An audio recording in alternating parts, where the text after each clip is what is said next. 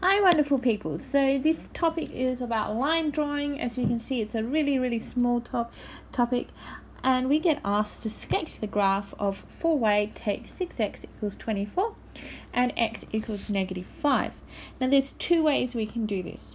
We can either do it using the slope and the y-intercept, so that's one way, or we can do it in a second way using the two axis intercepts. So we've got an x-intercept and a y-intercept.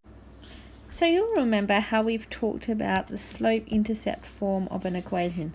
That's something of the form y equals mx plus c, and when we have an equation in that form, c is the y-intercept and m is the slope. So if we want to graph a line using the slope-intercept form of an equation, we have to get the equation in slope-intercept form. And obviously 4y takes 6x equals 24 isn't, so let's rearrange that equation. We're going to rearrange that equation by going 4y equals 24 plus 6x, and then we're going to divide by 4, and so we'll get y equals 6 divided by 4x plus 24 divided by 4, which is of course 6. You can simplify 6 over 4 to be 1.5 or 3 over 2.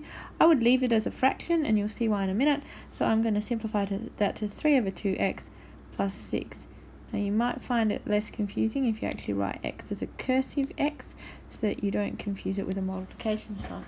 So now we have this equation in slope-intercept form, and so we can graph it. Now when you graph, just make sure generically when you graph that you always draw your axes in, you label your axes, and you put a scale. Okay, very important steps with graphing. You might want to write that down. So now let's draw our graph. So I'm just going to draw in our axes. Now you will of course use a ruler when you're doing this. Just going to do it freehand. So there is our axes being drawn in. We've got an y-axis and we've got an x-axis. Now hopefully straight off that equation you can see what the x-intercept is. The x-intercept is 6 because that's c. But before I label that, I'm just going to make sure that I put in my scale. So I'm going to go that 2 steps is 2, and it's quite enough to just label one step below the axis, one above, and then one on either side of the y-axis. So that's going to be 2, and then that's going to be 2, like that. Okay, so we've labelled our axes. So we're going to start by plotting our y-intercept. Our y-intercept is this one here, it's 6. So if that's 2, that's 4, that's going to be 6 up there. So I'm just going to plot that nice and clearly. Make sure it's nice and accurate because we will be looking. And then I'm going to use my slope. My slope is 3 over 2. Remember that slope is rise over run. So if I start at my y-intercept, I can run 2 across. So I'm going to go 2 across, and then I can go 3 up. 1, 2, 3. Hopefully you wrote your y smaller. So I go 3 up, and I'm going to put a dot there. You can do a nice precise dot. And then I'm going to join those 2 dots together. And that is the equation of that is the drawing of my line. So that's one way we do it. We do it using slope-intercept. But we can also do it using the axis intercepts, and what you would find is that you get exactly the same graph. Axis intercepts are very useful in graphing. So recall that your x-intercept is when y equals 0. So x-intercept implies y equals 0. Your y-intercept implies that x equals 0. So if you have that information there, then you can just rearrange these equations in order to find the unknown. So we'll start with the x-intercept, and I'm running out of room, so you'll forgive me, but I'm just going to move over a little bit onto this side in order to be able to fit everything in. Alrighty-o. So I've got y. I'm going to first find my x-intercept. So that's when y equals 0. So I've got y equals 3 on 2x plus c, so I'm going to go 0 equals 3 on 2x plus 6, isn't it? Plus 6. I'm going to find x by taking x from both sides. Negative 6 equals 3 on 2x times both sides by 2. Negative 12 equals 3x.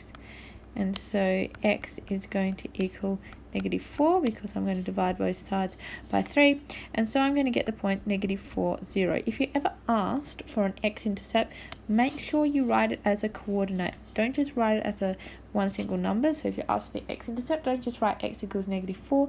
Make sure you write it as a coordinate like that.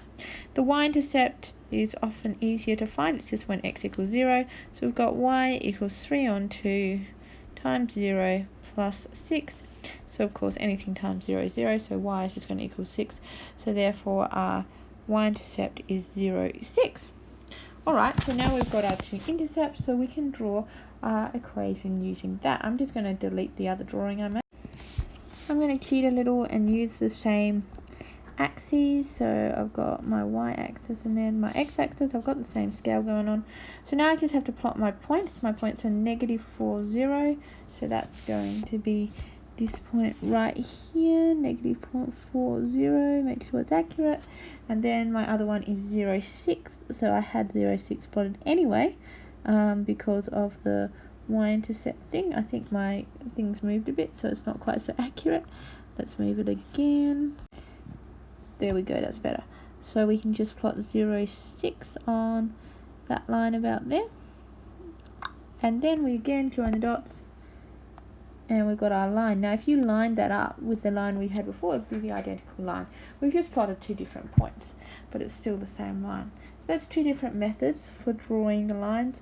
One is using the slope intercept, one is using the axis intercepts. Now our final question here is plotting the graph of x equals -5. Don't be confused by this. If you've got x equals -5, that means for every single point on that line, x equals -5. Alright, x never changes. So what must that mean? That must mean that it's a vertical line. So if we have that's -5 there and that's 5 there, and again we're making sure that's -5 there, and that's x and that's y. If every single point on this line has an x coordinate of -5, that means it must be this straight line here, doesn't it? Straight line that goes straight through -5, like that.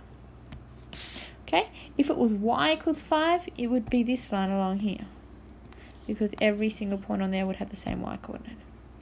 Alright, I hope that helps explain how to draw lines. Have a go at doing some. Our scale,